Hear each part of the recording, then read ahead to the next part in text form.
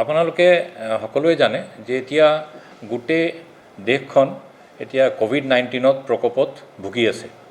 তো আসাম গভৰ্ণমেণ্টৰ কিছুমান নিৰ্দেশ আহিছে যে আমি এৱেৰ কৰিব লাগে, ৰাইজক সকলোৱে মাস্ক পিন্ধিব লাগে, কোভিড প্ৰট'কল মানি চলিব লাগে। গতিকে এইটো কাম আমি সকলো থানা লেভেলত কৰি আছোঁ। আপোনাৰ বেংটল ICয়ে যোৱাকালি মাস্ক নিপিন্ধা মানুহক ফাইন কৰিছিলে আৰু নৰ্মেল গাড়ী চেকিং এইবিলাক ভেহিকেল চেকিং কৰি আছিলে। তো সেইটো কৰা সময়ত ঘটনা এটা ঘটিল, এজন ল'ৰাৰ বাইক চেক কৰিলে, তেওঁৰ কাগজ পত্ৰ ঠিকে পালে, তো তেওঁক এৰি দিলে। তেওঁ গুচি যোৱাৰ পিছত তেওঁ নিজৰ কাম কৰি থাকোঁতে অলপ দেৰি পিছত সেই ল'ৰাজনে আকৌ আহিলে। আকৌ আহি পেলাই তেওঁ কিছুমান লগত মানুহ লৈ আহিলে।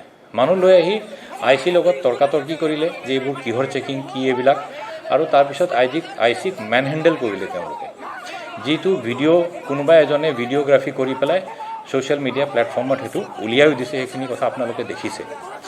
তো এতিয়া মই ক'ব বিচাৰোঁ যে ICজনে তো লিগেল কাম কৰি আছিলে, তেওঁ মানুহক মাস্ক পিন্ধিবলৈ এৱেৰ কৰি আছিলে আৰু নৰ্মেল ভেহিকেল চেকিং কৰি আছিলে।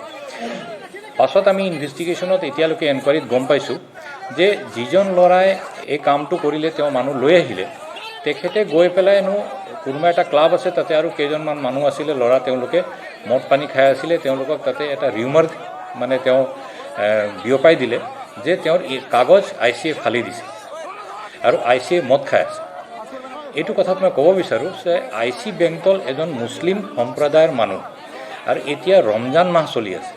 এই ৰমজান মাহত মুছলিম সম্প্ৰদায়ৰ মানুহ মদ খোৱাটো প্ৰশ্ন নুঠে, আৰু মোৰ নলেজৰ মতে ICয়ে মদ নাখায়।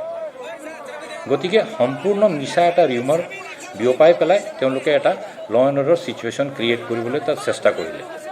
তাৰ ওপৰত এতিয়া আমি মানুহকেইজনক, যিহেতু ছ'চিয়েল মিডিয়াত এইটো চবতে ছ'চিয়েল মিডিয়াত মানে ওলাইছে, গতিকে সেই তাৰ পৰা আমাৰ এটা সহায় হৈছে যে আমি যিকেইজন ইনভলভ আছিলে তেখেতসকলক আইডেণ্টিফাই কৰিছোঁ, আৰু পুলিচক মেনহেণ্ডেল কৰাৰ কাৰণে লফুল ডিউটিৰ তেওঁক অবষ্ট্ৰাক্ট কৰাৰ কাৰণে এটা কেছ ৰেজিষ্টাৰ কৰা হৈছে, আৰু তাৰ ফলস্বৰূপে কিছুমান মানুহক আমি সোধপোছ কৰিবলৈ থানালৈ অনা হৈছিলে।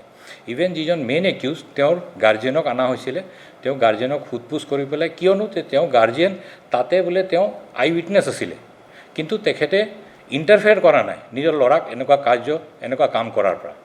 তো তেওঁৰ ষ্টেটমেণ্ট ৰেকৰ্ড কৰা হৈছে, তেখেতক ন'টিছ দিয়া হৈছে যে তেওঁ মেইন একিউজক হাজিৰ কৰিব লাগে থানাত, আৰু তেখেতক থানাৰ পৰা এতিয়া যাবলৈ দিয়া হৈছে। গতিকে এইটো ক্ষেত্ৰত আমি লিগেল একশ্যন ল'ম যিসকলে আইনটো ভংগ কৰিছে। আৰু আপোনালোকৰ জৰিয়তে মই চিৰাঙৰ সকলো ৰাইজক, ৰেছপেক্টেবল চিটিজেনছ সকলোকে মই আহ্বান জনাব বিচাৰিছোঁ যে এতিয়া কোভিড-19 দেশত, গোটেই ভাৰতবৰ্ষত, অসমতো এভৰিডে বাঢ়ি আছে। আৰু আজি হয়তো আপোনালোকে গম পাইছেনে নাই, আমাৰ চিৰাং ডিষ্ট্ৰিক্টত কোভিড হৈ পেলাই এজন মানুহৰ মৃত্যু হৈছে। বাসুগাঁৱৰ এজন মানুহ, বৃদ্ধ মানুহ, তেখেতৰ মৃত্যু হৈছে। গতিকে আমি সকলোৱে এই কোভিডৰ পৰা বাচিবৰ কাৰণে, আমাৰ পৰিয়ালবৰ্গক বচাই ৰাখিবৰ কাৰণে, যিসকলে কাম কৰিবলৈ ওলাই আহে, ল'ৰা ছোৱালী স্কুল কলেজ পঢ়িবলৈ যায়, তেওঁলোকক সকলোৱে শিক্ষা দিব লাগে যাতে কোভিড প্ৰট'কল মেইনটেইন কৰিব লাগে, আৰু সকলোৱে মাস্কৰ পৰিধান কৰিব লাগে যাতে আমি এই বেমাৰৰ পৰা বাচি থাকোঁ। গতিকে এইটো ইনচিডেণ্টত মোৰ ক'ব লগা ইমানে আছে। Thank you. লগে লগে বজাৰৰ ওচৰতে গোটাই পাব্লিক ঘূৰি গৈছিল, কিয় এই গাছীটো চিং নালাগে বিকল, আৰু কাৰোবাৰ গাড়ী কাগজ চাগজ ল'ল, ইয়াতে লাগিল হুলস্থুল। আৰু আমাৰ গাঁৱৰ এটা ল'ৰা মাংস আনিব গৈছে বজাৰত, যিটো ল'ৰাক ধৰি আছে, মানে তাৰ দাদাৰ গাড়ী, তাক উঠাই দিছে, মাংস লিয়ে তাকে ধৰিছে, ধৰি পেলাই এতিয়া তো সি ফোন কৰি দিল গাঁৱত। গাঁৱত ফোন যেতিয়া কৰি দিল, চবগিলা একলগতে আছিল, বিহু চিহু খাই আছিল। কেইটা বাজে তেতিয়া কালি? তেতিয়া 4টাৰ পিছত। পুলিচে কৈ আছে যে মাস্ক পিন্ধা আৰু গাড়ীৰ কাগজ চেকিং কৰি আছিল।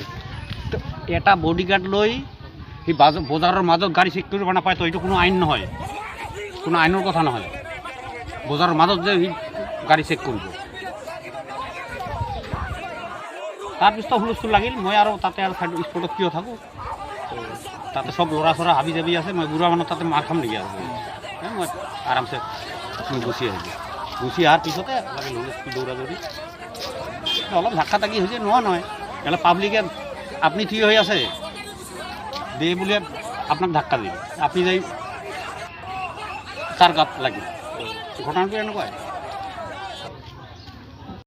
এইবিলাক ৰাতি অঁ ৰাতি কেইজন ধৰিছে ৰাতি? ৰাতি এই যিকেইজন 4জন আছিল 4জনকে ৰাতি আনিছে। চাৰিজন আনিছে। এজনটো গুচি গ'ল, 2জন গ'ল, 2জন গ'ল। 2জন গ'ল আৰু 2জন আছে। তো এই 2জন আমাৰ গাঁৱৰে। এতিয়া যে মানুহ ইয়াত গেদাৰিং কৰি আছে কিয়? হা আমাৰ গাঁৱৰে মানুহ, আমাৰ মানুহটোক ধৰি আছে, নিৰ্দোষী মানুহ হৈ ঠেলা চলাই খায়। তাৰ ল'ৰাটো এইবাৰ ফাইনেল মেট্ৰিক দিব, সৰু ল'ৰা, তাৰ বয়সো হোৱা নাই, তাক এৰেষ্ট কৰাতো কোনো আইনেই নাই, কোনো আইনতে লিখা নাই তাক যে এৰেষ্ট কৰিব। আৰু নিজে ঠেলা নামাৰিলে ভাত নচলে তাৰ ঘৰত, এইটো চিন্তা কৰিব এটা। কিয় পাব্লিক গৰম নহ'ব নাযাম তো আমি সন্ধিয়া গোটেই মিলি লাগিলে পাব্লিক আৰু মাতিম।